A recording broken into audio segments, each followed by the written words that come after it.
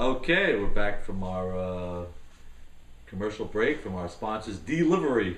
Yes.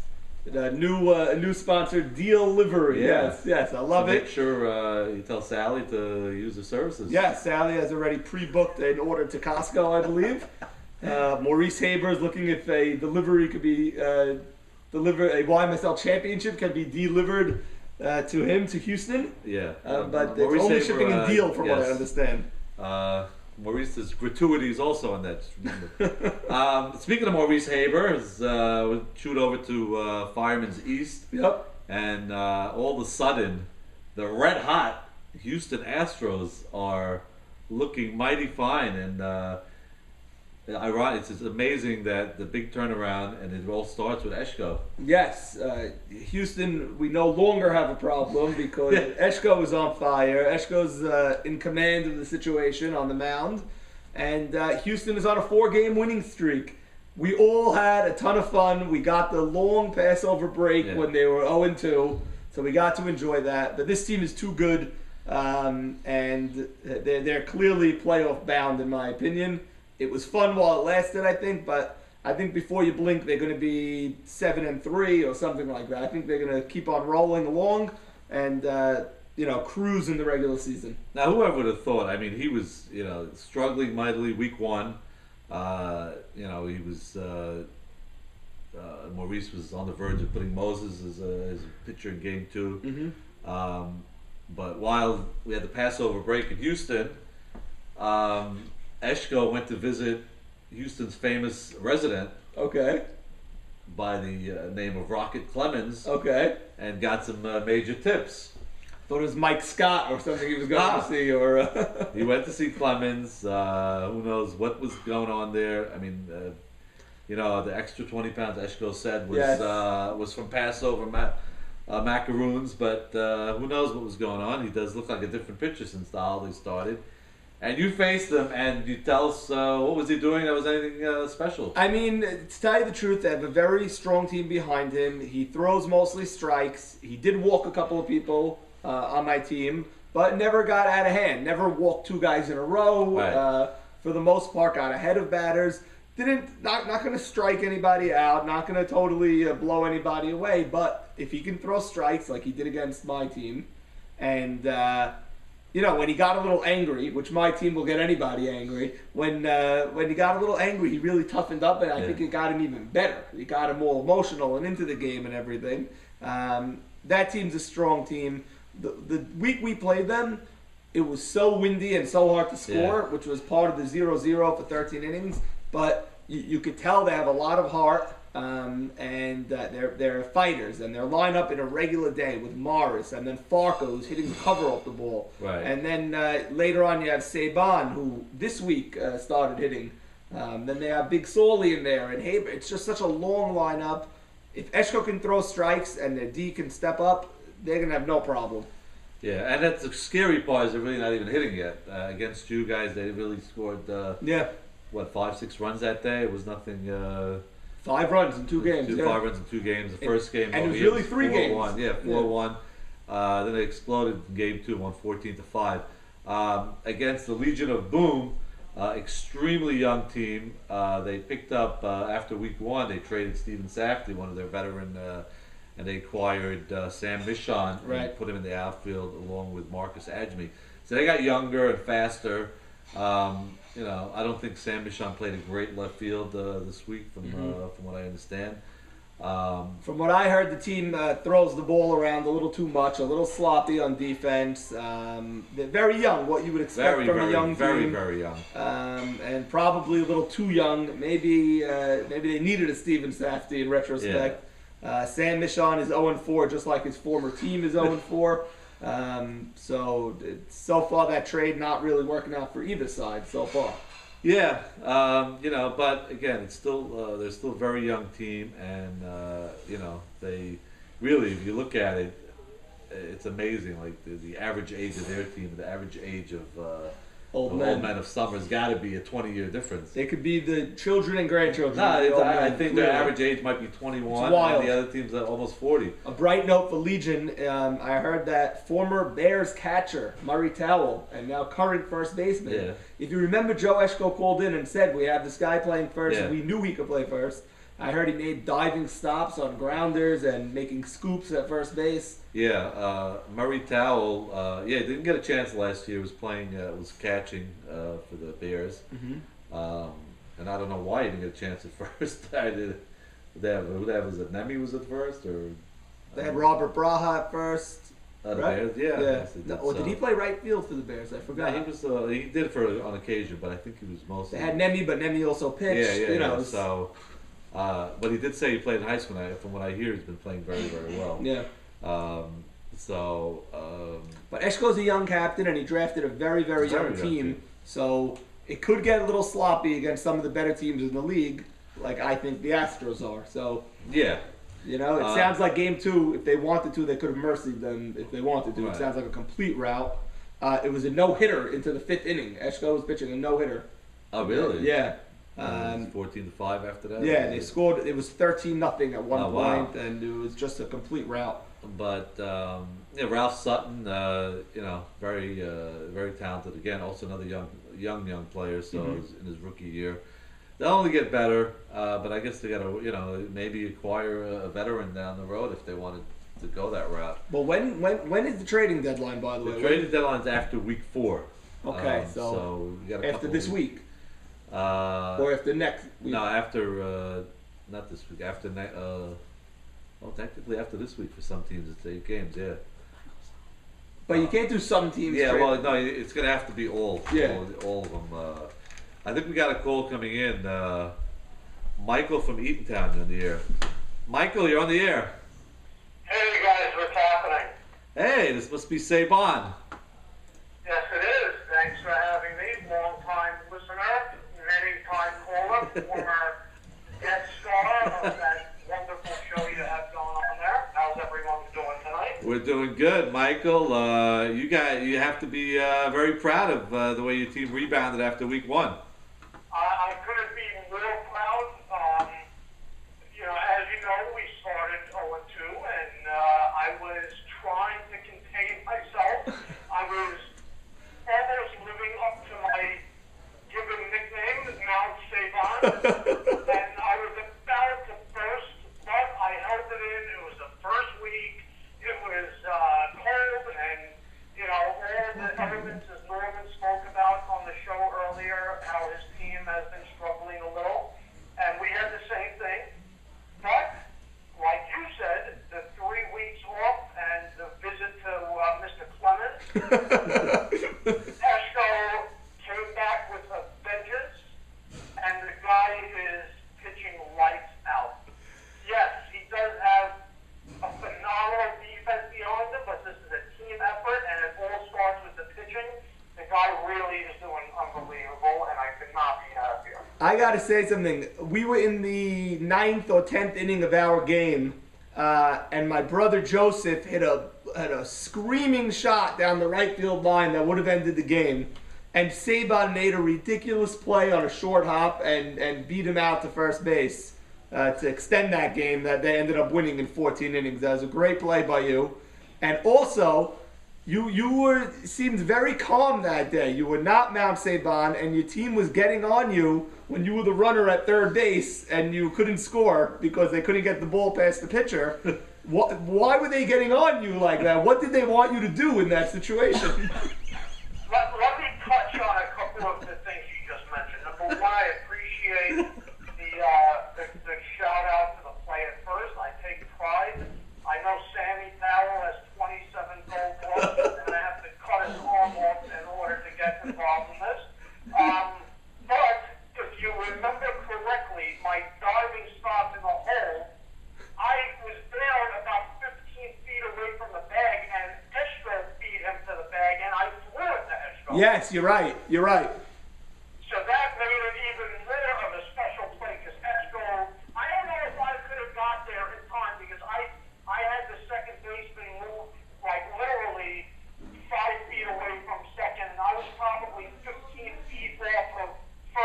Right. He might go for the right field line, which he's supposed to do. Right. He did, and luckily I was there, and we had that.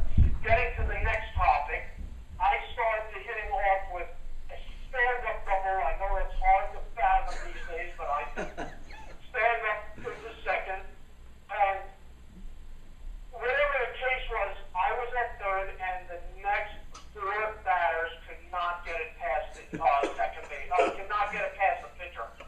If you remember correctly, I went about halfway a couple of times, and I made them not to roll to first. So we had so many opportunities. That's right. That's right. Bases loaded because they couldn't get any out. And I personally think, okay, I'm not going to sit here and tell you I'm as fast as Allie or anybody, but nobody was scoring on their shots. I don't care what anyone says. Someone had to hit a pop-up to get me in, and they could not do it. But bottom line is, we won the game. I wish we had video of the shots because Zolta hit a shot that went literally like 14 feet and it just landed, and they're yelling at Saban. There's nothing they could have done. It was a classic moment. It was ridiculous. Yeah, you got your third base coach, Mo Shama, just. Yeah, I mean, the guy's on speed night and day. He expects me to be running as fast as him. I gotta hit the ball 500 feet to get to where he's going. Right. We didn't end up scoring there, but we played unbelievable defense. Yeah. Both teams did. I'm telling you, that was one of the best games I was ever involved in. Yeah. It was a classic. We ended up winning that It was game. really a classic game. It was really like, I wish I won it, but like thinking back of so many different plays in that game, it was really, really an amazing game. So many big plays, so many plays on defense that your play was just one of many. Sonny made a play that he ran in the gap a mile. Marshama made that was in game one. Like you said earlier, Murray was whipping the ball, and Marshama did a full-out dive. I mean, I think he ended up behind the second base from shortstop. I never saw a play like that. It was one of the best plays I've ever seen on the infield. You know, it was a play in that game was interesting. You mentioned the first game, which I didn't get a chance to question you. It was second and third, and Farker was up with 2 outs. Yeah. And a lot of people in the sidelines, the media, thought you were going to walk him there to pitch to Big Soli. Granted, a great hitter in his own right, but not exactly swift of foot with 2 outs. He gets set up to force it every play, and he ends up hitting a 3-run homer. Yeah, it was early in the game. We met at the mound. We were saying, should we walk him? We had respect for Soli, but Farker, we got the scouting report, is just on fire. And we decided we're going to pitch him tough. And Mikey pitched a ball that was maybe like an inch off the plate. It was really low, and this guy clocked it. And that was all. Who knew that? I think it was the third inning, maybe. Who knew that 3 runs would be insurmountable? Over Carlos's head. You're right. He absolutely crushed that ball, and that was the whole game. That was literally the whole game. Yeah. The opposite anything the game.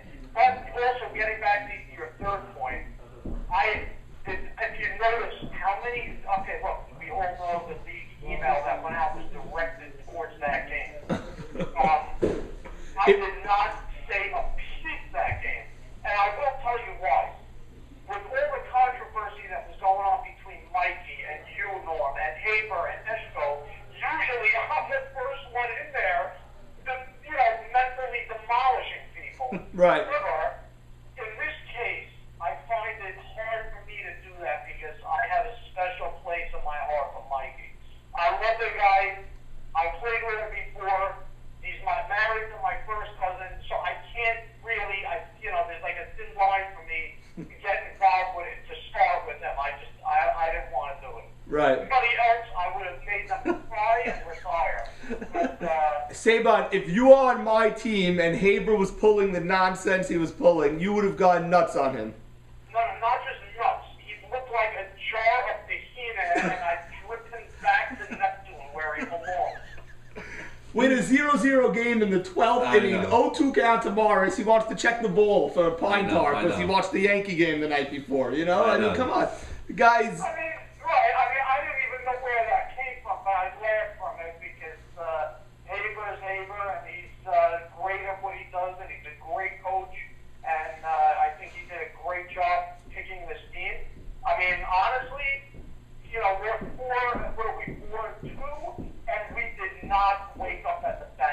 Right. the scary part about it. Your team offensively is not even begin to gel. Saban, your team's now. From the game until Your team's now 4-2, one game behind your buddy Sammy Insane Sutton's Rockies at 5-1. You got to be thrilled about that. It's going to be a very nice matchup weekend. I understand Sammy Powell chartered a private jet to get him back here from the Blue Oyster in Miami, and it's going to be a lot of fun. Yeah, it should be. Looking forward to that matchup, and Saban continued success the rest of the year, and it's good to see you're keeping a low profile this year so far. I'm hoping to win Sportsman of the Week this year, or at least be running. Anybody can attest that I have not said a word yet, and I'm also lending a helping hand to those in need, and I appreciate the call, and we'll be in touch. All right, thanks, Saban. Take care. Good night. Thanks, guys. All right. What a legend this guy is. What a classic human being. Michael Mount Saban refusing to explode. Refusing. But like we always say, you never know when a volcano will explode, and hopefully we see it, because that's Saban. All right, Bobby, I think we touched on all the games. Why don't we just do a quick recap of or a preview of this week's matchups, and then what do we got so far? Well, you want to start with your featured game at Memorial 1, or you want to start with the big matchup on Memorial 2? That's last week's. Where are we going to go? We got to go... Right here, May 11. Oh, May 11. Help the Scout, the Legion of Boom, Memorial 1. Oh, so we got Max Sutton's Helter Skelter at 3-1, right? Right. Max Sutton's at 3-1 versus Legion of Boom at coming in at 1-3. I believe. Mm-hmm. It's ironic. They started out 1-0. They mercied AB Sack to 17-2. Right. It's really been downhill after that. This is going to be interesting, but I see. I don't know. I see Helter Skelter maybe sweeping this matchup. Wow, they have their full team back. Maybe Henry's still 60-70%, but Elliot Sackler will be back, and so I think they're going to sweep them. It's funny, by the way. This past week, you had 5 games. 4 of them were sweeps. Only one split. Very, very odd. Believe it or not, I do believe that Meyer Safdie once again has maybe the lowest ERA in the league again.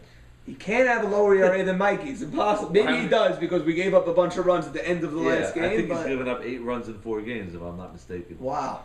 So once again, going undetected, Meyer Safdie. Maybe that's the way to go nowadays. I guess so. Build a great team and try to get a picture down later on. I'm gonna go with a.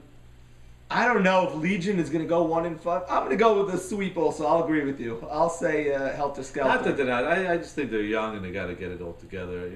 Might not be so early. The Helter Skelter team is very. They're smart. In the field, they're not gonna throw the ball around. They clearly picked that type of player that they wanted. A guy like Zvi, a guy like Max, Rishti.